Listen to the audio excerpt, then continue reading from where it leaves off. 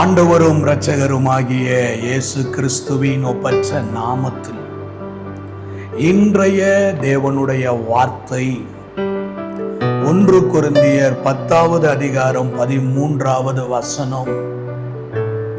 சோதனையிலிருந்து தப்பிக்கத்தக்கதான போக்கையும் உண்டாக்குவார். பரிசுத்த மத்தேயு எழுதின சுவிசேஷம் 4வது அதிகாரத்திலே பொல்லாத பிசாசானவன் இயேசு கிறிஸ்துவை சோதிக்கும்படி வந்த பொழுது அந்த சோதனைகள் எல்லாவற்றிலும் இயேசு கிறிஸ்து வேத வார்த்தையை மேற்கோள் காட்டி எழுதியிருக்கிறதே எழுதியிருக்கிறதே என்று வேத வசனத்தை மேற்கோள் காட்டி பிசாசானவன் கொண்டு வந்த எல்லா போராட்டங்களிலும் அவர் ஜெயத்தை பெற்றுக்கொண்டார்.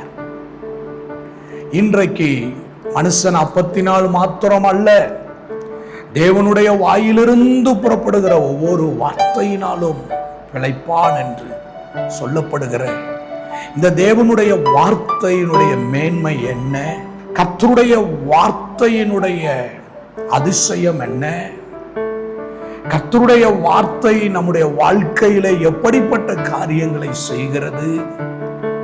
அன்றைய வார்த்தை சொல்லுகிறது, எபிரேயருக்கு எழுதின நிருபம் 4வது அதிகாரம் 12வது வசனம், தேவனுடைய வார்த்தையானது ஜீவனும் வல்லமையும் உள்ளதாயும் இருபுறம் கருக்குள்ள எந்த பட்டயத்திலும் கருக்கானதாயும் ஆத்துமாவையும் ஆவியையும் கணுக்களையும் ஊனையும் பிரிக்கத்தக்கதாக உருவ குத்துகிறதாகவும் இருதயத்தின் நினைவுகளையும் யோசனைகளையும் வகையறுக்கிறதாயும் இருக்கிறது. கர்த்தருடைய வார்த்தையானது அது ஜீவன் உள்ளது, அது வல்லமை உள்ளது என்று எழுதப்பட்டிருக்கிறது.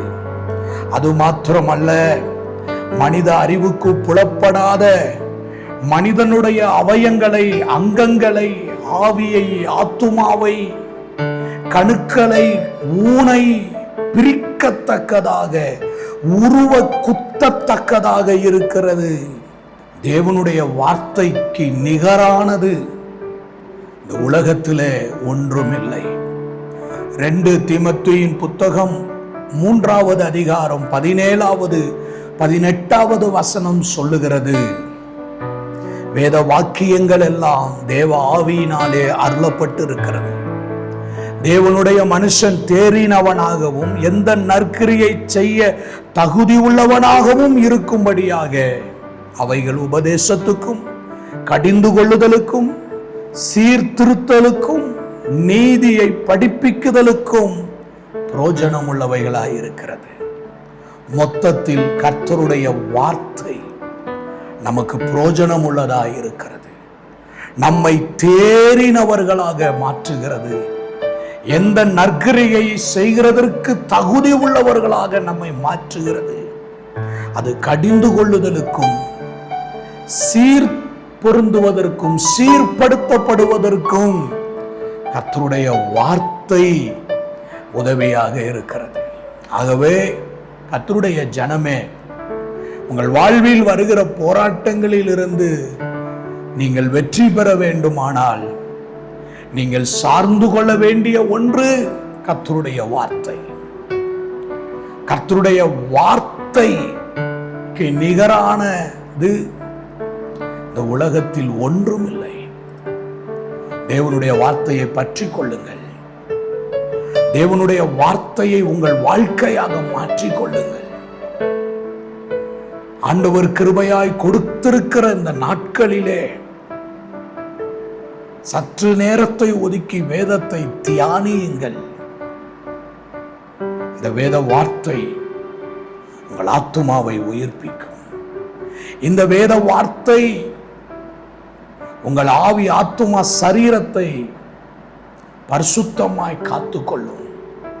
தாவீது சொல்லுகிறான், நான் பாவம் செய்யாதபடி தேவனே உமது வாக்கை என் இருதயத்தில் வைத்து உள்ளேன்.